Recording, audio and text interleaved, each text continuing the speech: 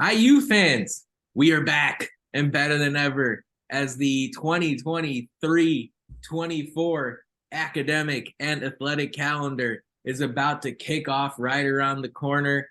Matt's back from his long sabbatical out in the middle of nowhere.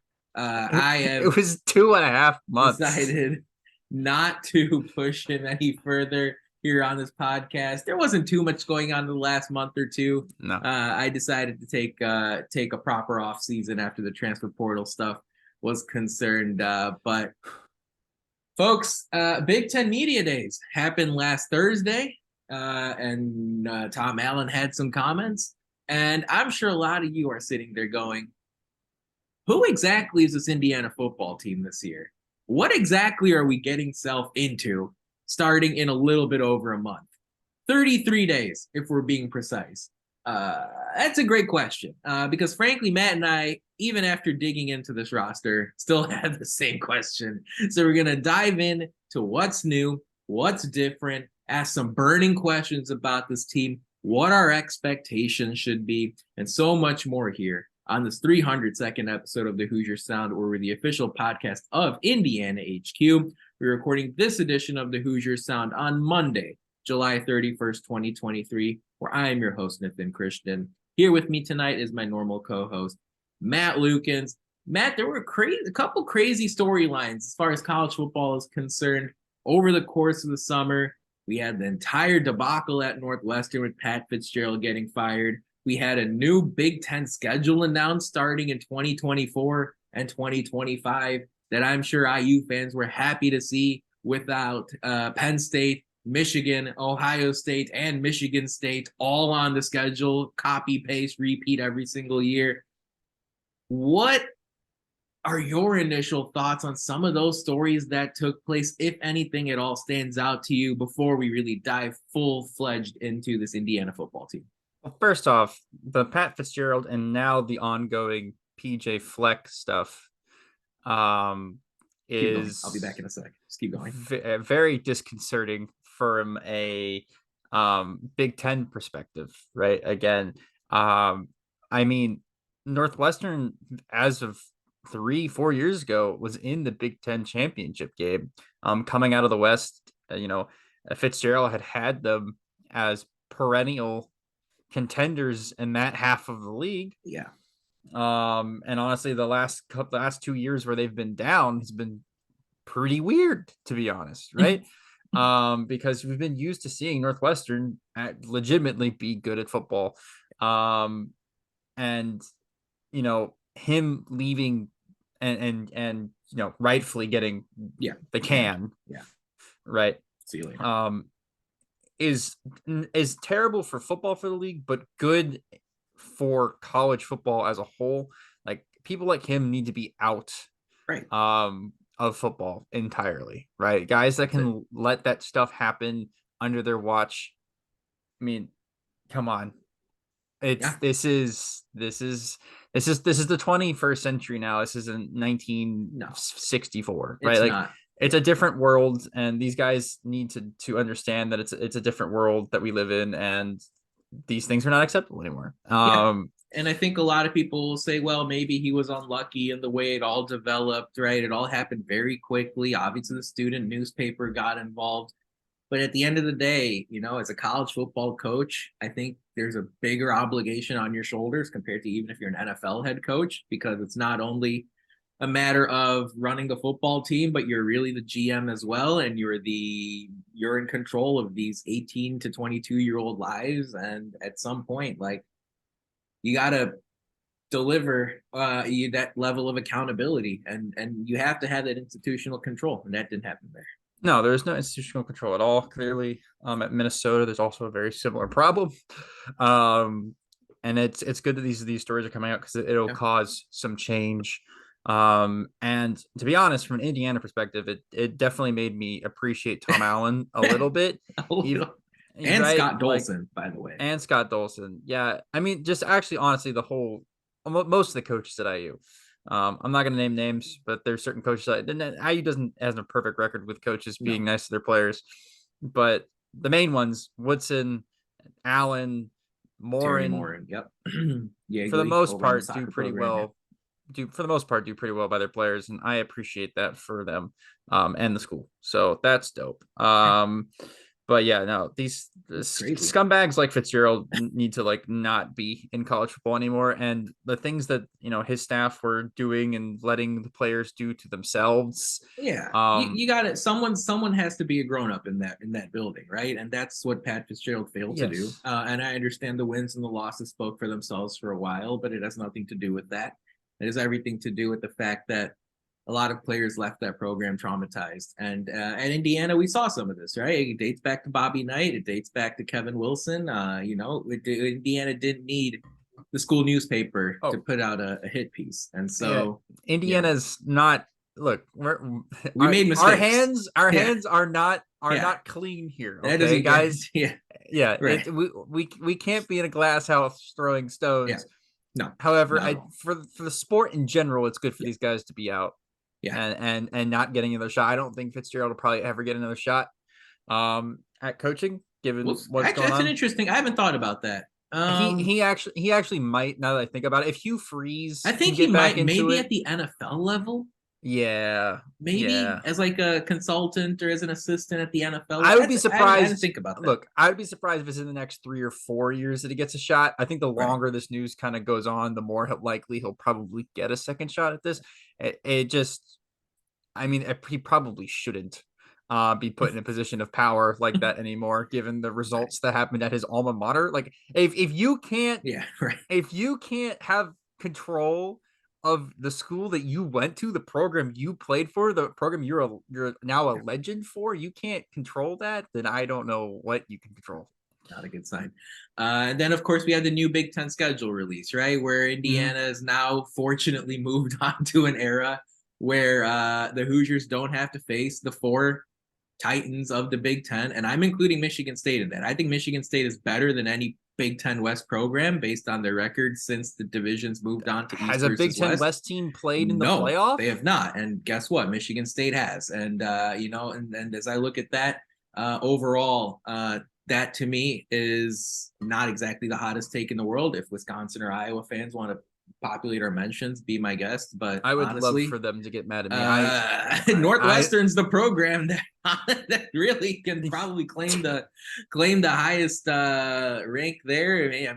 Maybe Wisconsin, but of course Purdue is the team that came out of the Big Ten West last year. I think they have a better case than the Hawkeyes do, honestly. And I'm always ready to fight Iowa and Wisconsin fans. You guys can come at me all you want, please. I don't know if they're happy or upset or whatever. I guess Wisconsin, at least they're churning through head coaches, so that doesn't seem like a great sign. In Madison, Iowa's kept their same guy, so I guess they're a little bit more okay with cheering on. I don't know. I think Wisconsin's going to be fine with Fickle. I don't know. I'm looking forward to seeing it. The Hoosiers play Wisconsin this year in Bloomington, so I'm looking forward to that game. Luke Fickle's daughter is on the IU volleyball team, which is an exciting little twist. Yeah, so we're paying attention there. The Hoosiers will host Luke Fickle. The Hoosiers have Jeff Brom on the schedule, so not too many annoying faces. There's no one connected to Western Kentucky that the Hoosiers have to play in 2023. So that's some exciting news. But yeah, folks, Tom Allen spoke during Big Ten Media Days late last week. The Hoosiers coming off of a 4-8 season. On one hand, that's not good enough. At Indiana, if you're not making a bowl game, especially when your head coach is in his 6th season, there are some serious questions that you have to answer.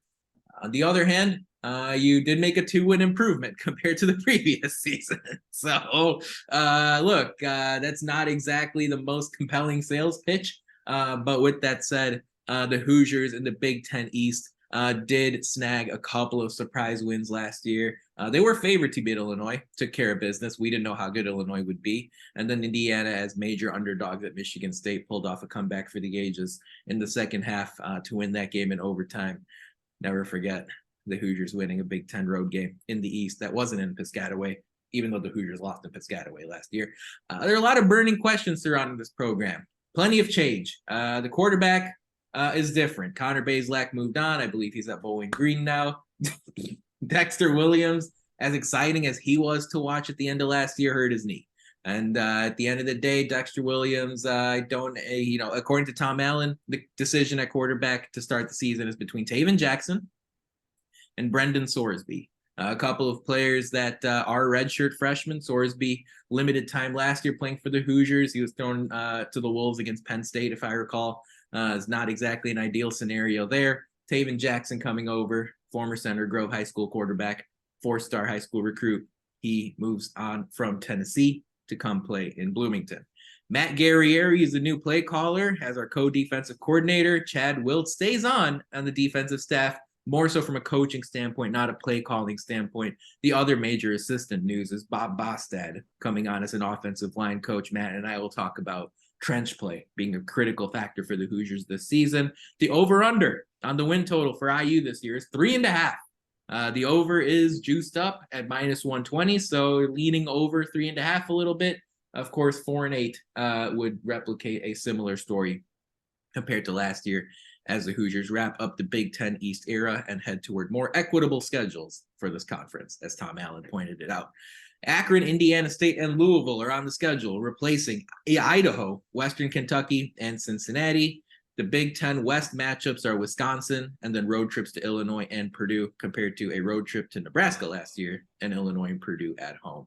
Matt, what's at stake for Tom Allen this year? He's going into year 7. He's won early in his tenure in Bloomington, but the last 2 years, 6 wins combined, just not good enough, especially in a program where, again, when the coach has an extended tenure at Indiana, 6 wins in a season is the expectation, not over 2 seasons.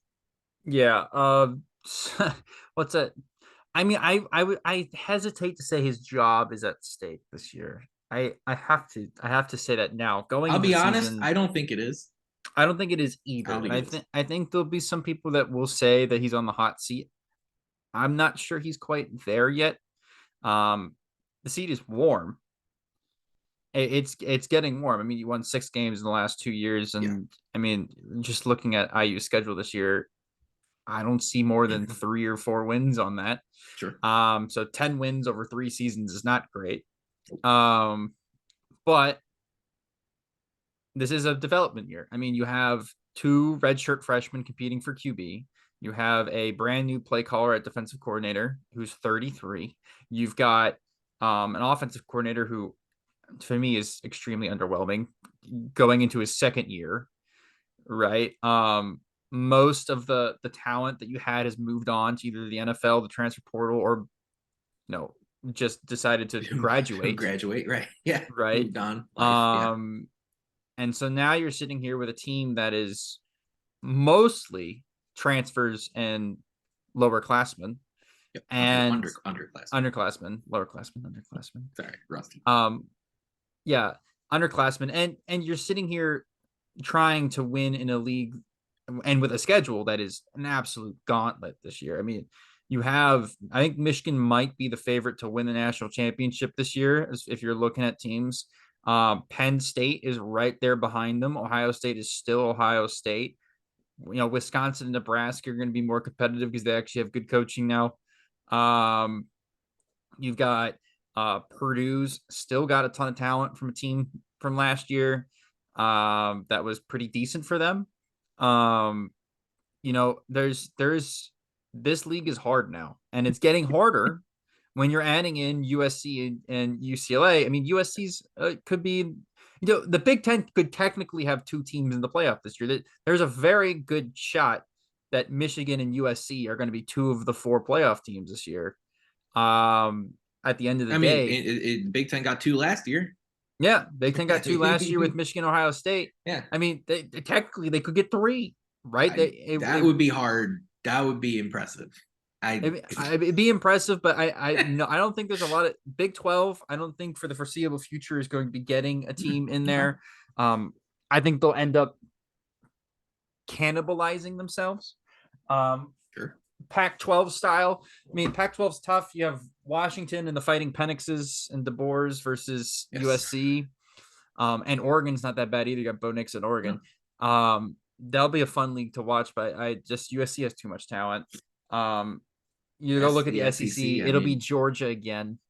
I Are mean, we going to get a 2x2 again? 2 Big Tens, 2 SECs? I mean, do we think Clemson could sneak in Florida State? I think out of the ACC teams, Florida State is the team that can sneak in. Sure. I don't think They play Clemson. LSU in the Clemson's like non-conference. 1 or 2 years away from being back at that level again. They gotta fix some things on offense for them. That Florida State LSU game is going to be great. The first weekend, non-conference play. Yeah, neutral site. But I mean, we want to talk about dark horse. LSU is sitting there. I mean, Jay Daniels good QB. And the upper hand both teams will have in that conversation, right? I mean, you're playing probably a top 10 team in non-conference. No, you're definitely playing a top 10 team in non-conference. I think at max Florida State loses 2 games this year, and at max LSU loses 2 games this year. Like you're talking like LSU probably loses. If LSU loses to Florida State, the only team they probably lose to the rest of the year is Alabama.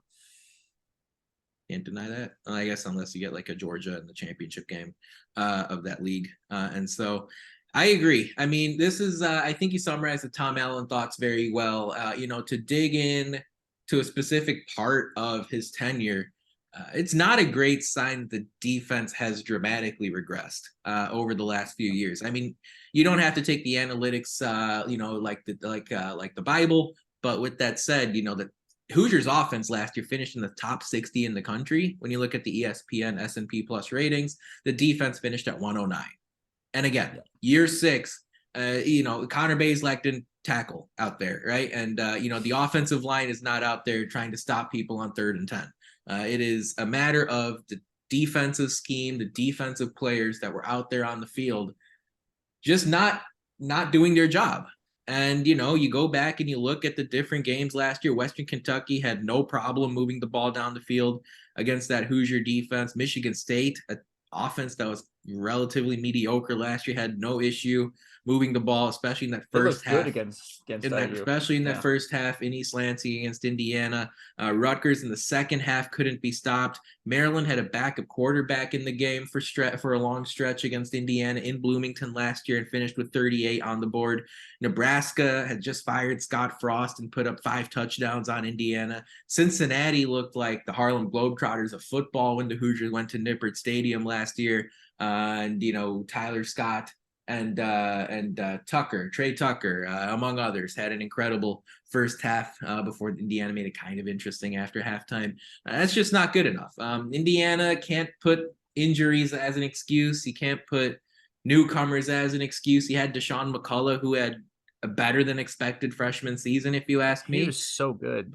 And he was excellent. Cam Jones got banged up, but you had him for the first handful of games in the season. You had an experienced secondary with Tywan Mullen and Devon Matthews and Jalen Williams. And did those players miss some games here and there? Sure, but overall, you would expect that a defensive head coach with Chad Wilt coming over from the Big Ten when he was at Minnesota, you would expect them to improve, especially put together a top half of the league defense. And that just wasn't the case last season. But with that said, there is room for optimism as far as this team is concerned. When you lose 8 out of 12 games, guess what? You're going to change a whole lot. And to Tom Allen's credit and to the football staff's credit, they went out and had a very successful offseason. No one wins trophies or football games in the offseason. But the Hoosiers turned out a top 25 incoming transfer class. And we're going to talk about many of the names, but you'll hear them time and time again before opening day on September 2nd. Tayven Jackson, we talked about him coming out of the quarterback spot. Christian Turner is exciting from a running back position. Takese Carter and EJ Williams at wide receiver. Andre Carter is a defensive pass rusher dynamite, especially from the MAC, from the group of 5 level. He's coming over from Western Michigan and has gained a lot of praise nationally for, being someone that can make a major difference on Indiana's defensive line. The Hoosiers overhauled their defensive line, in all honesty. Philip Bliddy comes in from Texas Tech. Marcus Burris comes in from Texas A&M. Trey Lane comes in from Southern, previously at South Florida, as well as adding a couple of other pieces in that outside linebacker position to rush the passer.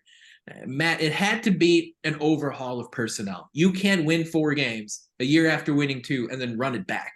No. And so in a high level here, whether it's offense or defense, what do you think about Indiana's incoming transfers? I don't expect too many true freshmen to make a difference, But it seems here like there are a lot of transfers that can make an immediate impact. The defensive transfers, especially the defensive line transfers, are what I'm looking at the most. And that's why I could see a world in which this Indiana team actually makes a bowl game. Now they'd have to get pretty lucky with some injuries going their way. For instance, some teams get banged up as the season goes on and catching some people late on in the season who are like what Indiana was last year, a boat without like a rudder. Took advantage, capitalized at Michigan State last year. Indiana, Taulia missed part of the game last year, right? And Indiana just couldn't take advantage. Can they do that this? Yeah, so I think the program has needed a young play caller. And that's what I was looking for in the hires last year. Didn't really get that. Now you go and get a guy named Matt Guerrieri, from Ohio State, previously mostly Duke, to come over on the defensive side of the ball and go straight to play calling. This program's needed that. I mean, there's a very big difference between, and there's a huge culture difference between the younger coaches and the older coaches. There's a whole new way of thinking about the game. There's a whole new way of actually coaching and play calling that is required. And I felt like handing over to Tom Allen and being like, oh, it's going to be fine. Was just never going to work, especially when you just had Kane Womack. I mean, Kane Womack became one of the most sought after coaches. We have the blueprint. Yes. And he also became one of the most sought after coaches once he left. I mean, literally, Kane Womack was up for so many different jobs this past year because of what he's done at South Alabama. Same thing. Kalen DeBoer was a little bit older, but he was a much more of a forward-thinking coach himself. A modern mind. You need more of those guys at IU. You can't just go with the guys that Wisconsin wants to get, right? Because the guys that Wisconsin wants to get, you can't get the talent that is needed to make that work and make that viable. So you gotta be more forward thinking because you're working with less talent, right? And you be aggressive, be modern, be innovative. That works at Indiana. And I'm always trying to say is that the Coach Tom Allen model, where you have a guy that's a leader of men and somebody that inspires people and he's fun to play for, it works. In fact, you go back to as recent as 2019 to a national championship team that might be one of the best teams to ever grace college football. That strategy worked, right? You had the talent on that team. You had a head coach who, I love Coach O a lot, but is not the world's most leading X's and O's guy, right? But he had coordinators on both sides of the ball that were forward thinking, and he had the talent, and they ended up winning a national championship. I'm not saying Indiana can go do that. Tom Allen doesn't have the resources. IU doesn't have the resources to go do that.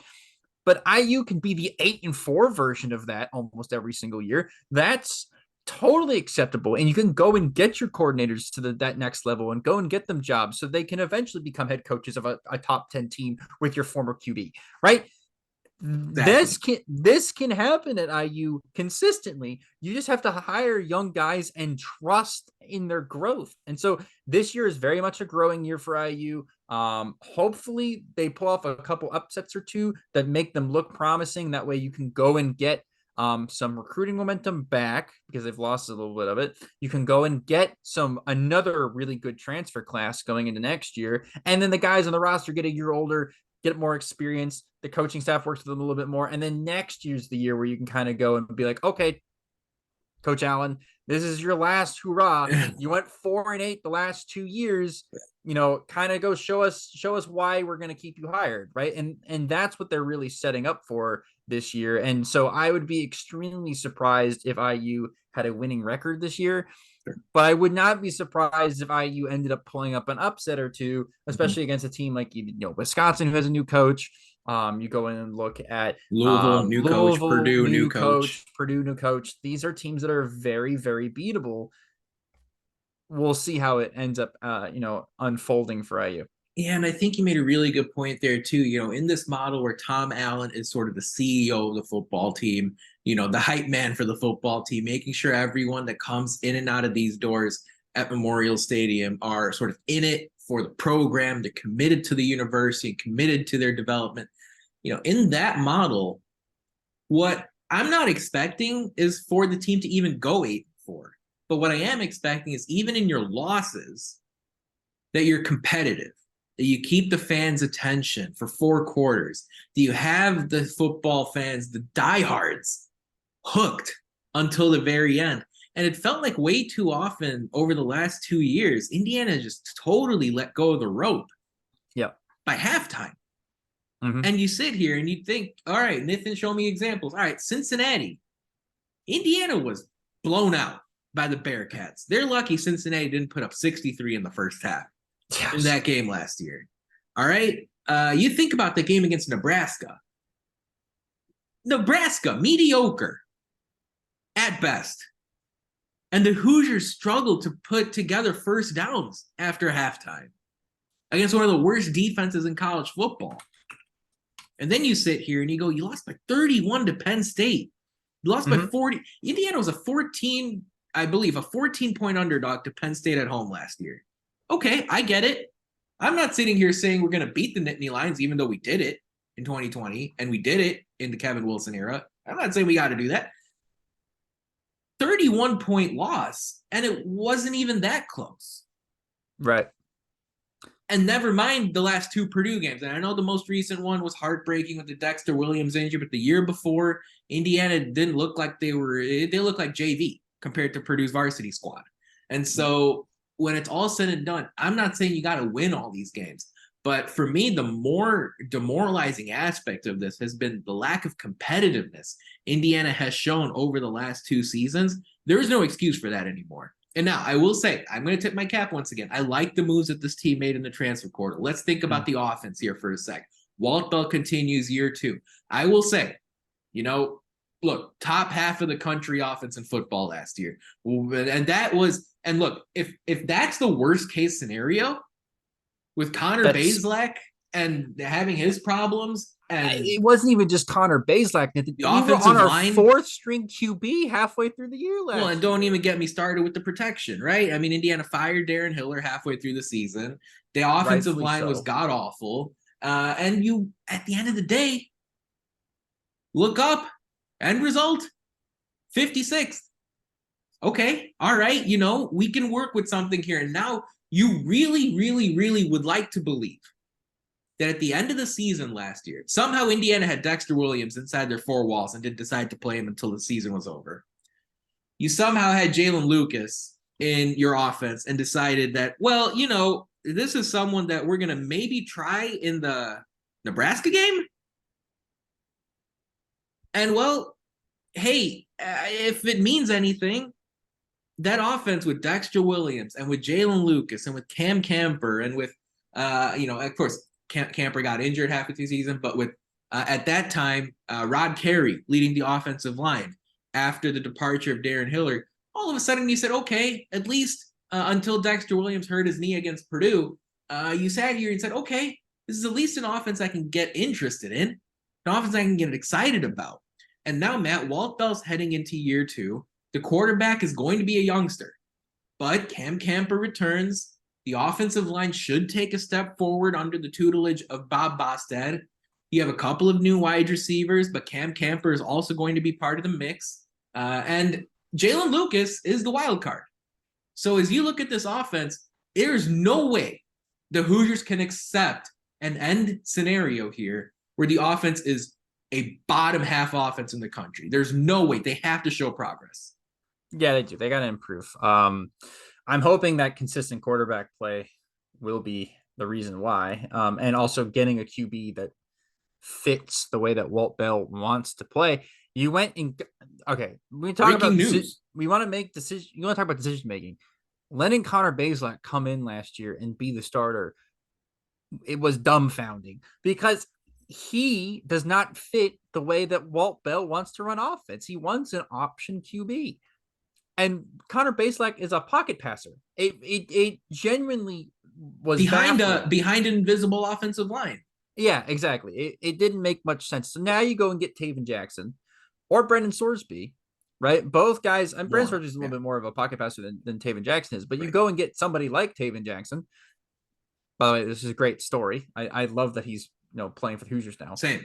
But you go and get Tayven, right? Who's an option QB through and through. I mean, don't get me wrong. Dual threat. He's a dual threat QB. He can do both. With his feet, with his arms, with his brains, right? He's a complete QB in theory. Obviously in practice, we haven't seen it yet, but it's there. The talent is there. Sure. You saw it at Center Grove. If you watched any Indiana high school football, you saw the talent that this kid has. Reason why he went to Tennessee. And so, again, I'm interested to see what the staff does with him. I'm also seeing this is Jalen Lucas's offense. Okay, that's what this is. This is his break. This is his year. He gets to put a stamp on the Big Ten. Be like, I'm here for another 2 years. You have to play us for the next 2 years with me on the team, right? You can go. There's been offensive weapons. Rondale Moore at Purdue, right? There's guys you can put a stamp. You're not talking about Ohio State. You're not talking about Michigan. You're not talking about Georgia. No. We're talking about Purdue, Maryland. Yes, Rutgers. You're talking about schools that have developed. You can put your stamp on the Big Ten as the weapon for this team that you have to keep an eye out on. He can do that this year. He's a guy that's got the promise, the speed, the special, the uniqueness that is required to kind of stand out of a school like Indiana. He has it. Now, he has to be given the opportunity to do so, because that was the thing that pissed me off the most last year, is that I don't know how many damn times I watched them do like a check down pass on 3rd down to give him the ball when he had like zero room to work with. And that was like, oh, we gave him the ball. It's like, or just run it into the line of scrimmage, right? Or run it into the line of scrimmage. You put him at halfback. It didn't make sense. So hopefully this year they put him in space, because the whole thing about this offense is, what I hope that they do is they take Indiana's, the athletes that they've brought in from the transfer portal and athletes that they currently have on the roster, and put them in space, right? Because last year they didn't do that until about halfway through the season. And they're like, we don't have an offensive line. Maybe, just maybe, we should work just around the line of scrimmage and get the ball out quickly and get them in space. Boom, instantly Indiana had offense. It's crazy how that works. He had 65 touches last season, Jalen Lucas, and in the first 5 games he had 9 total. Exactly. What are we doing here? And the irony is, okay, and this is where it helps guys to listen to this podcast where we are as close to the football team as we are. I remember vividly press conferences before the season started where Tom Allen and Walt Bell were singing the praises of Jalen Lucas, saying, here's someone with speed that we haven't seen before, and shiftiness that we haven't seen before. And then didn't touch the ball against Illinois, 4 carries against Idaho, 1 touch against Western Kentucky, 1 touch against Cincinnati. Make it make sense. That's exactly what Matt was saying. But in Tom Allen's defense and in Walt Bell's defense, Allen made it clear during Big Ten Media Days that Jalen Lucas will be a more integral part of this offense. Allen hinted that even 2 back sets could be a feature of this offense in conjunction with the mobile quarterback like Tayven Jackson or Brendan Sorsby. Now, all of a sudden, you are speaking a language that I can understand as far as the SAI football program is concerned.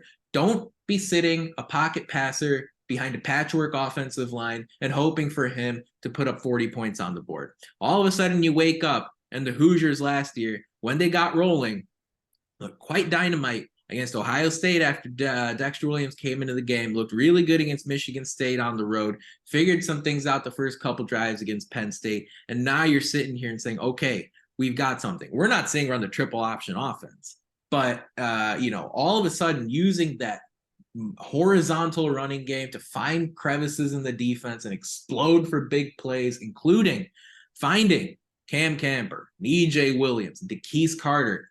Now all of a sudden we can see an offense take another step forward. I will say, it's interesting. What makes sense to me is bringing in Tayven Jackson from Tennessee. Walt Bell has incorporated a lot of Tennessee's concepts in this offense as far as having receivers out lined up by the far boundaries and then trying to attack vertically. And what I'm sitting here and I'm seeing DeKeese Carter coming in from Fordham, someone who is a vertical threat, not too much of a yak guy, but maybe DeKeese Carter comes in and plays that Cedric Tillman type role. in this Indiana offense. When you see Cam Camper come in and say, okay, here's another vertical threat that we can hit you with. And then there's Jalen Lucas finding gaps in around the interior of the defense.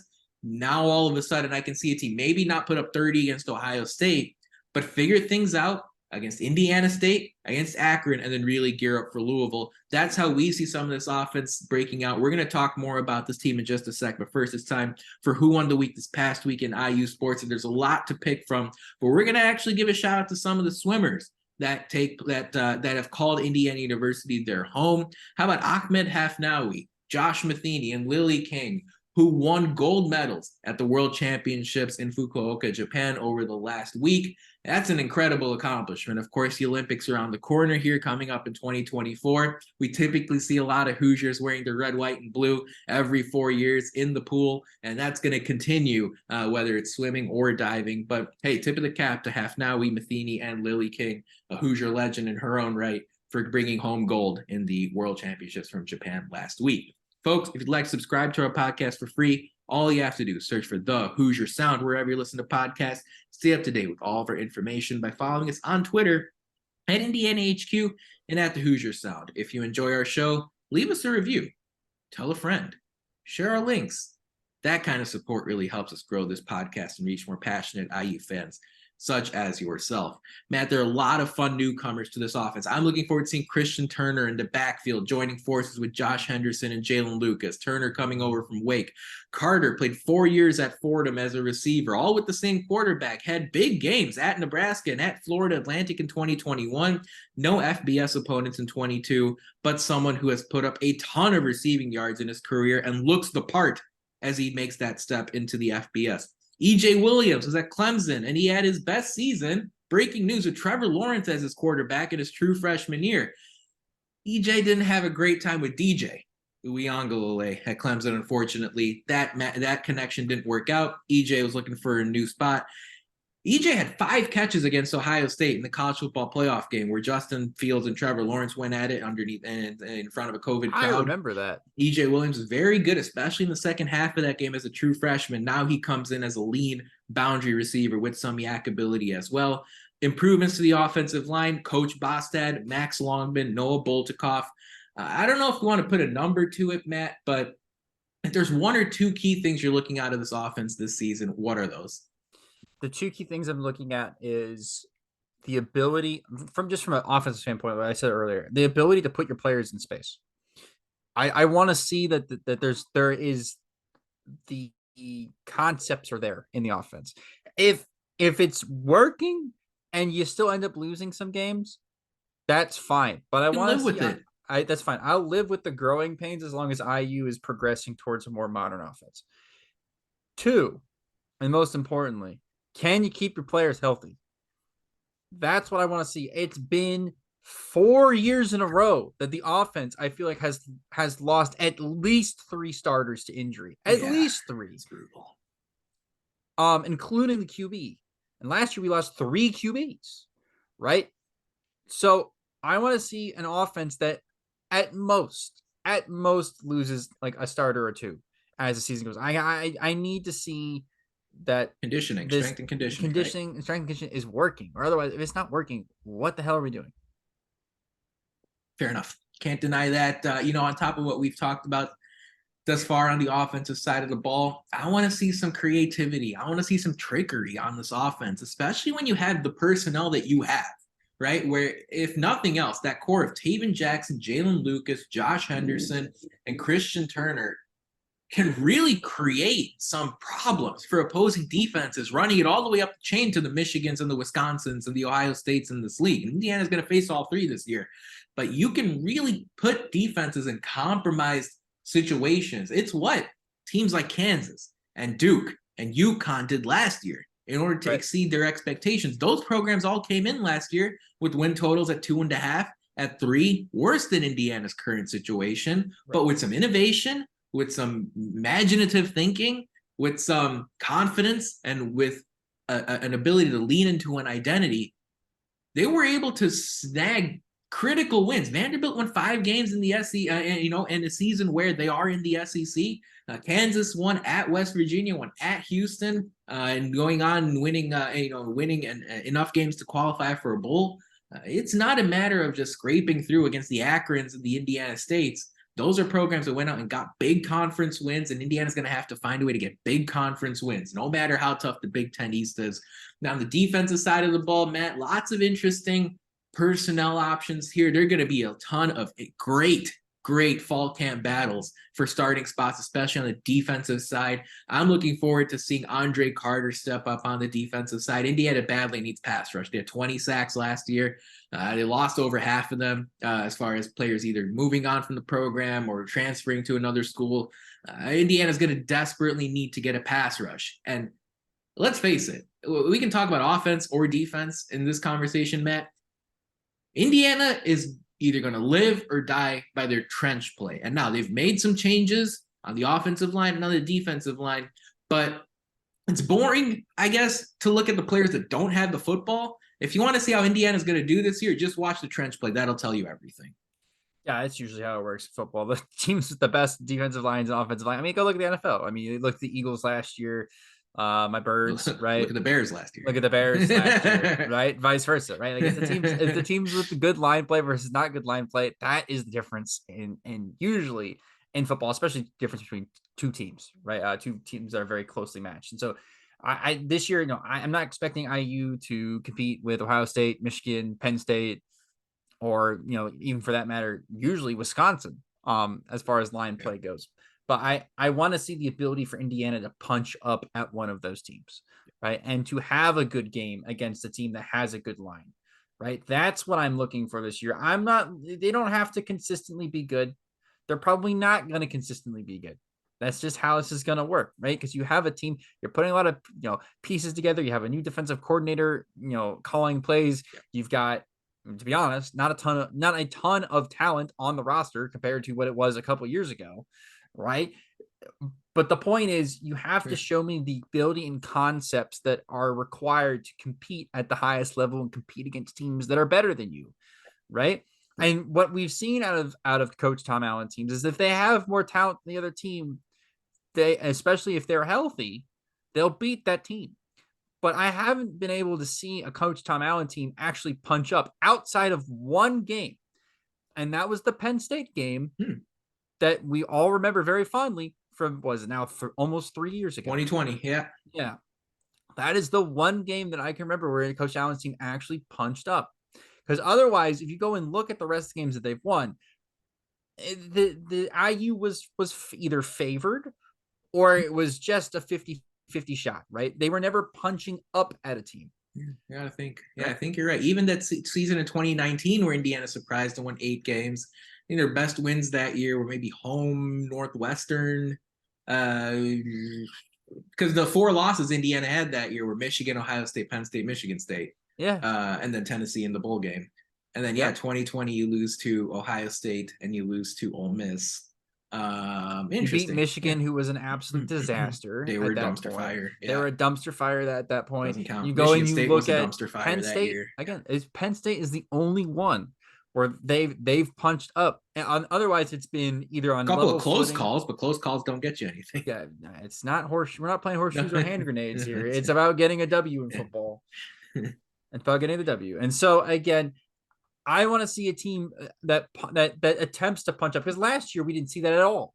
Right? That last year there really wasn't a ton of upset potential in the games. It was usually complete blowouts by the time it was second. I was at that Ohio State game last year, and I wish I was not at that Ohio State game last year.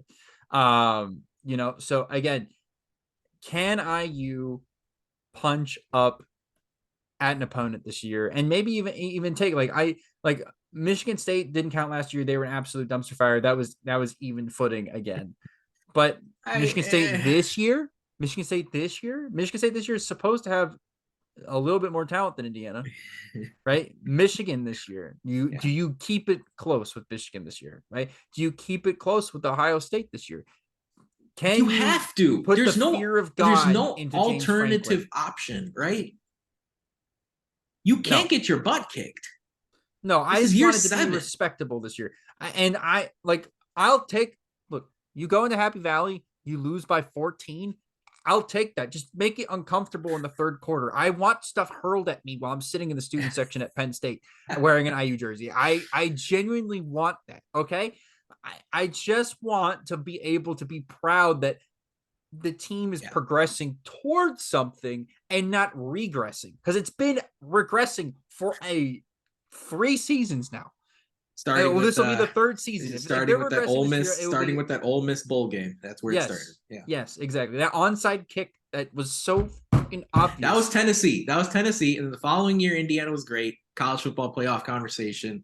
Then lost to Ole Miss in that weird Tampa COVID bowl game. And Matt Corral had a solid performance. I don't want to talk about that game. And then really then in 21, it was the opener to Iowa, and it all disintegrated after that. I agree though with a lot of what you're saying. As far as the season's concerned, high level, Ohio State's coming to your house. And the fact of the matter is Indiana has done a lot of what we're asking before. And it happened early in Tom Allen's tenure. Indiana led Ohio State in Tom Allen's first game in his first full season as Indiana's head coach. They led Ohio State, okay? In 2019, they went to Penn State and lost in a 1-score game. Against Michigan, the Hoosiers, with Richard Lago as quarterback in a snowy Michigan stadium, we're in it until the end. Jim Harbaugh was calling the IU's players dirty. Yeah. Hey, he wasn't happy with how Indiana was playing. Obviously, Michigan's vastly improved their program since those years. But never mind talking about wins over teams like Michigan State, down the last few minutes against Cincinnati in the home game a couple years ago. Indiana's been in the mix frequently. Mm-hmm. On top of consistently beating the teams like Illinois when they were bad, Rutgers when they were bad, Maryland when they were bad, Purdue when they were bad. Now that's changed. So Indiana's got to get back to that. I do think the approach to the defensive line has gone a lot better than I expected since Indiana's last game. And when I look at this mix of players up front, from Andre Carter, Philip Bliddy, to Marcus Burris as newcomers who join the very well-known sort of returning mix of players like Darius Cox and Patrick Lucas Jr. and some of those returners that will clog up the space up front. Those hog mollies that limit opposing offenses from getting 80-yard touchdown runs.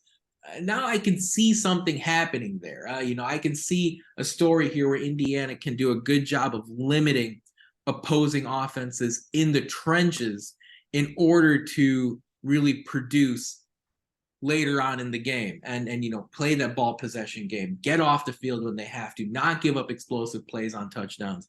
I'm looking forward to seeing the secondary. A lot of new faces, really, in the back 7, the linebackers and the secondary. Jacob Mangum-Farrar comes in from Stanford. He should get a starting spot in the linebacker role next to Aaron Casey. I'm looking forward to seeing Jameer Johnson coming from Texas, Nick Toomer coming in from Stanford, getting those starting spots at corner. Now that Indiana has turned the page from some of the more famed corners in Indiana history, guys like Tywan Mullen and Jalen Williams, and of course a couple years ago, Reese Taylor, sort of moving on from those guys that made a lot of big plays for Indiana up until the past season or so. Indiana's not going to win games 10-3, Matt, but having a defense that is opportunistic, takeaways, tackling, and effort, those 3 key tenets that Tom Allen has preached for so long, they have to return to a semblance of that. And at a bare minimum, I'm looking at a defense that finishes in the top half of the country. If that's unrealistic, I don't really know what we're doing here. I would like a team that finishes in the top half of the country, just in general. To be honest, that's all I want. If you finish in the top half of the country statistically and you still end up at 4-8, so be it. That happens. I guess that's my point, right? That's my point. Exactly. Nailed it. Yeah, it happens. Like, this is the last year of a terrible, awful schedule. If you get screwed by it one last time, so be it. But at least that there is a reprieve next year, and that if you can show glimpses of promise, that you can sell somebody this next summer being like, hey, we can make a remarkable turnaround in this short span of time. And that's very possible to do, but you gotta show something. You gotta show something as early as the opener. exactly. I don't care it's Ohio State. You're okay. You're okay with opening against the Big Ten team. I want to see something against Ohio State. Show me something, please. Show me something to believe in, because I've felt like I have watched the program go from a meltdown in 2021 to a free fall in 2022. If you continue the free fall in 2023, I'm not sure that Coach Tom Allen is the coach come 2024. Well, there you go. And look, yeah, Ohio State is a 27.5-point favorite right now in week one. I want to see Indiana beat that number, right? Ohio State's got a new quarterback. Just cover. I'm asking you to cover. I want to see Indiana make Ohio State nervous. I think a big problem in the Big Ten recently is that a lot of schools that have faced Indiana just aren't afraid of Indiana in any capacity, and even a particular part of the football game, right? It's not, it used to be before Indiana could still, before Indiana could score 30 points on you, 35 on you, even if you're a great defense, and made you nervous. Even if Xander Diamont was the quarterback. And then early in the Tom Allen tenure, it was, hey, look, I don't care if you have Justin Fields as your quarterback. Indiana's still going to get 4 takeaways and limit you to 20 points. Now let's see if you like us for 3.5 hours, 4 hours on a Saturday afternoon. But over the last couple of years, just no one, and I'm digging even down into the middle of the pack in the Big Ten, Team Maryland and Rutgers and those schools. Minnesota, those teams have not been afraid of Indiana. Purdue has crushed Indiana over the last couple of seasons. They're not afraid. And hey, look, if nothing else, that does create an opportunity for Indiana to surprise some people. We'll see what happens. We're going to dive into their schedule here a little bit to round things out. But first, it's time for for our social media shout out, actually. And in fact, we've seen a lot of great activity over on our social media channels over the last handful of weeks or so over the course of the summer. We're trying to do our best to get to 5 figures as far as our Twitter followers, see our Instagram presence grow here more and more as this school year is about to kick off. We got a big article, or at least a couple days ago, on Respectable Adam. If you haven't followed him on Twitter, B89 Adam, you can find him there. I'll shout him out once again. Really big super fan as far as Indiana football is concerned, Indiana athletics is concerned. You see someone who is sticking with this team, right? Rain or shine. And hey, look, I know the football program inside closed doors has taken notice of fans like him, and look, this is why we play our tails off every Saturday. But look, at some point results have to come and have to follow that. So make sure you head over to indianahq.com and read the article if you have not already. If you want to follow us on social media, find us at Indiana HQ on Twitter, Facebook, and YouTube. You can also find us at the Hoosier Sound. Matt, on Instagram, we're not Indiana HQ, but what are we? Indiana.HQ. You can find us there. You can also head over to indianahq.com/shop. A lot of fun thing to pick from, a lot of fun articles of clothing to pick from there as you head into your fall semester at Indiana or elsewhere. Matt, let's dive into the schedule a little bit. The Hoosiers open with Ohio State. As far as week 1 is concerned, they followed up with a Friday night home matchup against the Indiana State Sycamores, with a home game against Akron that follows there. The Hoosiers then play Louisville in a fun neutral site game. Excuse me, I got the order flipped. Let me rewind. Worker. Okay, home Ohio State. The opener Friday night, Indiana State in week 2. The game against Louisville is in week 3. A noon kick on BTN. That's a Lucas Oil Stadium matchup. The game against Akron is week 4 as Indiana returns home to Bloomington. Then an interesting sequence: road Maryland, bye week, road Michigan, before returning home to play Rutgers for homecoming. Then a road game at Penn State on October 28th before a home game against Wisconsin as we get into November. A road game against Illinois, home Michigan State, and a road trip to West Lafayette round out the season. The Hoosiers will likely be favored in 3 games, Matt. Indiana State, Akron, and Rutgers all at home. We'll see what happens as far as the neutral game against Louisville and the home game against Michigan State. You can expect, in all likelihood, Indiana to be a touchdown underdog or more in every other one of their matchups. But upsets happen. As you look at this, Matt, obviously the opener against Ohio State won't be easy. Tom Allen's pointed that out. Look, it's a principle of his. Let's start with the Big Ten opener. It'll help us in weeks 2 and 3 and 4. It's something that he pays a lot of close attention to.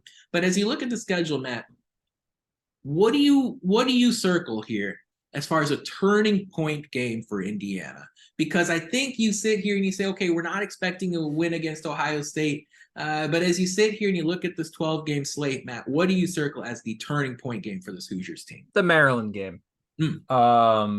If you can make that competitive or even knock off Maryland, I think that's the turning point of the season, because then they'll give the boys a lot of belief that they can go and actually compete with teams, right? And you go and look at the team that you're playing the next week, which is Michigan on the road, right? Having after a bye week, after a bye week, if you have a little bit of confidence going to a bye week, then playing the best team in the league, if you can make that Maryland game competitive, I feel like they'll come out and actually compete against Michigan, right? Who I said is probably going to end up being the favorites to win the whole, or Georgia, I think. But I think Michigan is, they at least have a QB returning. I can't dispute with what you're saying. If you think Michigan can win it all, I don't disagree. I think they're I do. I genuinely think they should be the favorites. To go back and win all, they returned so much talent on that team. So again, I'm sitting here, I'm looking at the schedule. If you can compete with the best team on your schedule, that should give you, or at least you compete with Maryland, who's right before the best team on the schedule. If you can win that game, go and actually win a road game against a team that's really good, then all of a sudden, I think that breeds a lot of confidence, and that should lead into what is a killer stretch, but a win of games that should be winnable. I'd be interested to see what happens. Completely agree. I would move it up even further as far as the turning point. I'm circling the Louisville game. Lucas Oil Stadium makes total sense, right? Week 3, you kind of maybe lick your wounds a little bit after Ohio State, or at least you get 60 minutes of game film you can learn from against the Buckeyes. Then you get the 60 minutes from Indiana State, where I'm especially looking at that Indiana State game, not to sleep on it. That's a game where Indiana, I thought, had a real wrench thrown into their schedule last year when the Idaho game at home in week 2 was an absolute disaster. Yeah. It was pouring. It was impossible weather to play in. Indiana was in a close struggle against the Vandals from Moscow, Idaho, and they had no opportunity in that game to experiment, to figure out, hey, these guys are 2 deep and are 3 deep in our depth chart. We need to get them some game reps. Let's do it here against Idaho. They had no chance.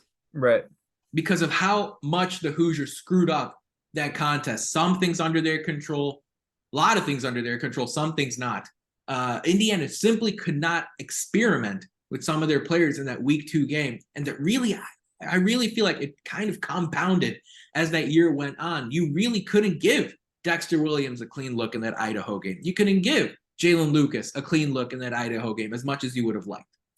Yep. Indiana State's a big one. It's a Friday night game. Should have a good crowd week 2, no matter what happens against Ohio State. BTN, it's probably an exclusive TV spot, given it's a Friday night. You have to crush the Sycamores in the first quarter and then rotate in your new transfers, your true freshmen, your returners, a defense, offense, special teams, all of it, so that you learn about your team. And then it's Louisville, right? And I said Louisville was a turning point, not Indiana State. I understand. Louisville, Jeff Brom, right? You got that little tension in the background. Lucas Oil Stadium, you would hope to see Indiana fans at least get half the crowd there in Indianapolis, if not more. And you go in and you look at Louisville, there's something like 40th in the preseason S&P Plus ratings. If I had to put a number to it, I'd say Indiana's probably a 6-point underdog, 7-point underdog going into that game. And let's go. What they're going to throw at you. You know what Louisville's going to throw. It's not going to be breaking news. And it's interesting because you're going to have some solid film. Louisville goes to Georgia Tech in week 1. So you understand that team is going to have an important competitive game in the books. You're not going to see any secrets from Louisville. They're going to show their hand against Georgia Tech and do what they can to get that win. If you look right now, Louisville is a slight favorite to beat the Yellow Jackets in that week 1 game. And so then if you're able to win, which again, if you look ahead, Indiana, I think is going to sound like a 7-point underdog in that game.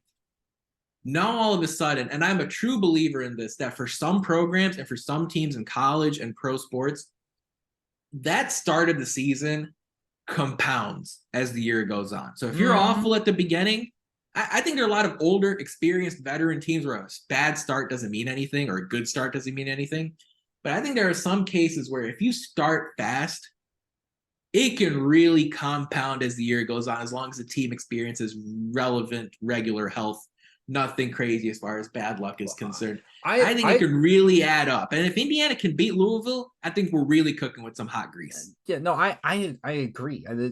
That momentum carries over not just in a game, but from game to game, right?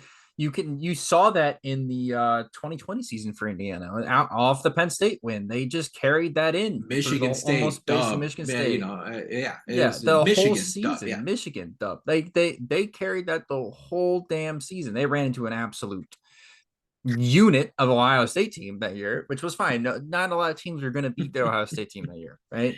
That's just how that was.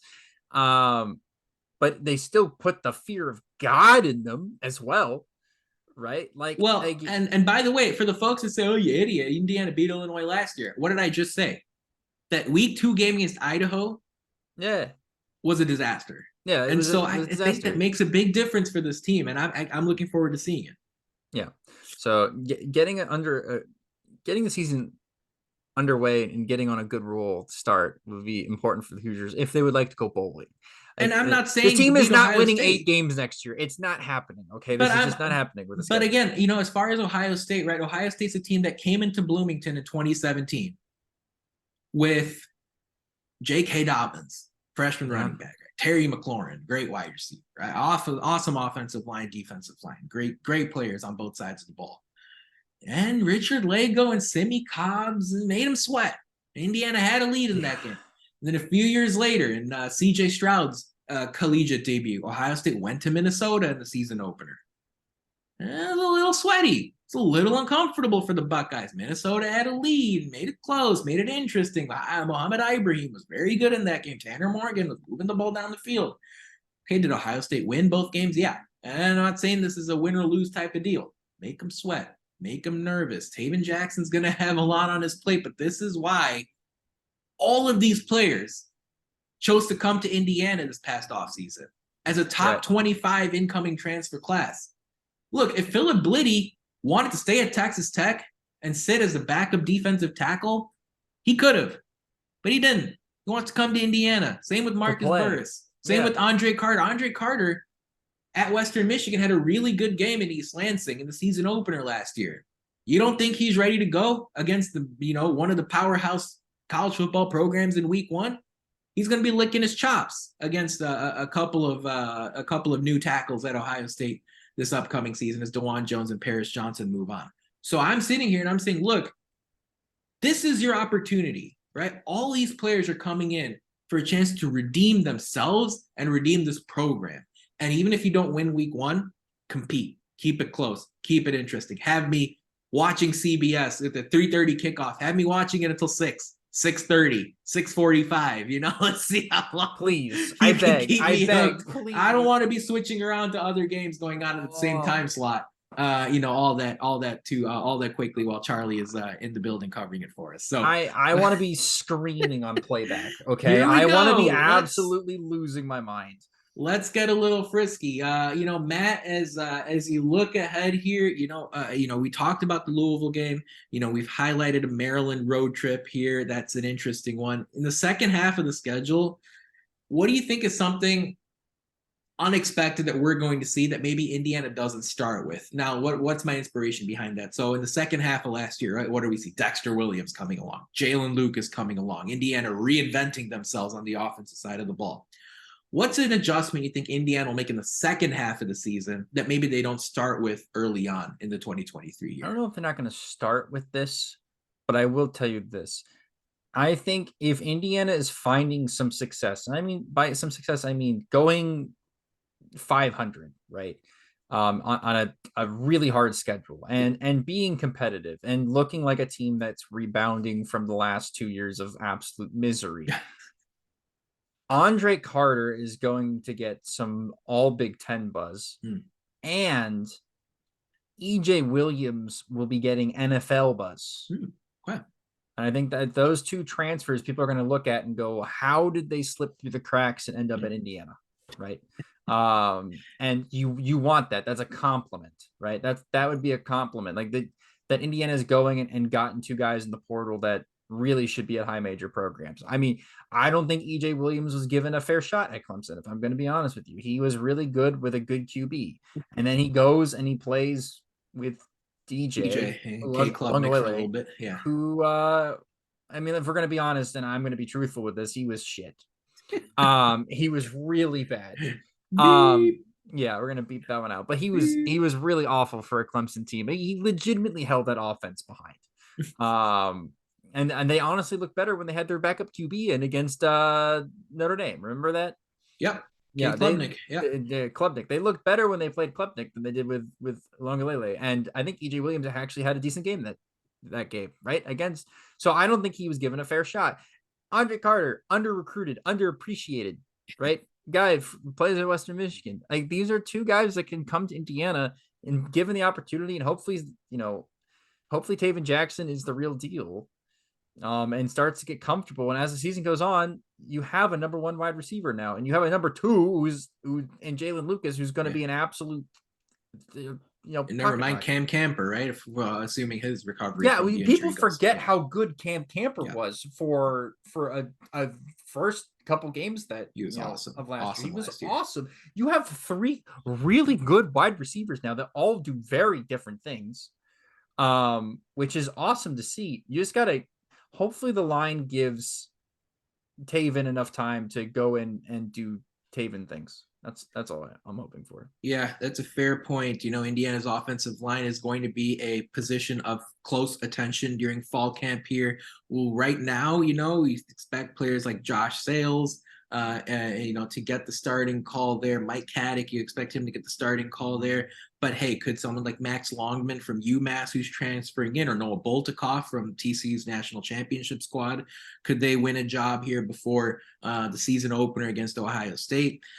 For me, Matt, as I think about what could potentially happen in the second half of the year, I'm looking forward to seeing Indiana lean even more into a run game that is producing in the second half of the year. And that's a little nerve-wracking because when you look at the second half of the schedule, you've got a team like Wisconsin on there, right? Who will make you sweat a little bit. You got a game against Penn State on there that'll make you sweat a little bit. And I think in the second half of the year, and even Illinois' defensive line has definitely taken steps forward. And of course, Purdue has a coach who is coming over from Illinois, who is bringing that defensive mindset as a defensive coordinator there last season. Ryan Walters, of course, taking over for Jeff Brom.